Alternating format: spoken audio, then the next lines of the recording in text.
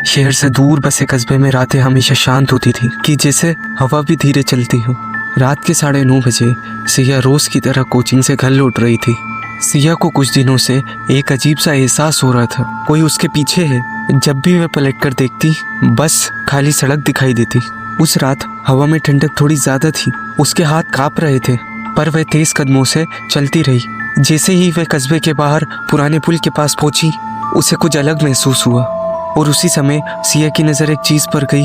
वो थी एक महिला, सफेद साड़ी में, लंबे खुले बाल और चेहरा जिसे देखना नामुमकिन था। वो बस खड़ी थी, बिल्कुल बिना हिले। सिया डर से जम गई, उसकी सांसें तेज हो गई। दिल इतनी तेज धड़क रहा था कि उसे खुद सुनाई दे रहा था।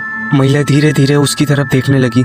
सिया ने हिम्मत करके धीरे से पूछा, कौन है आप? महिला ने हल्की सी मुस्कान दी। उसने कहा, डरो मत, तुम ही मेरी मदद कर सकती हो। सिया पीछे हटने लगी। सिया का मन कर रहा था कि जल्दी से भाग जाए, लेकिन उसके पैर जैसे किसी ने पकड़ लिए हों। तभी पुल के नीचे से किसी लड़की की रोने की आवाज़ें आने लगी। महिला भूत ने उसकी ओर इशारा किया। वो तुम्हें बुला रही है। सिया का दिल एक पल को पिघला।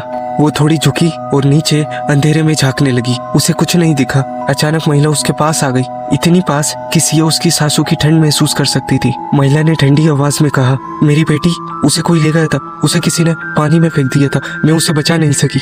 सिया हकलाकर बोली, क्या आप भूत हैं? महिला ने हाँ करते हुए सिर झुकाया और बोली, मैं तब तक नहीं जाऊंगी जब तक मेरी बेटी को घर नहीं ले जाऊंगी। सिया कुछ बोल पाती उससे पहले महिला ने उसका हाथ पकड़ लिया। उंगलियां बर्फ की तरह ठंडी थी। तुम उसे देख सकती हो, तुम उसे सुन सकती हो, तुम मेरी आखिरी उम्मीद हो।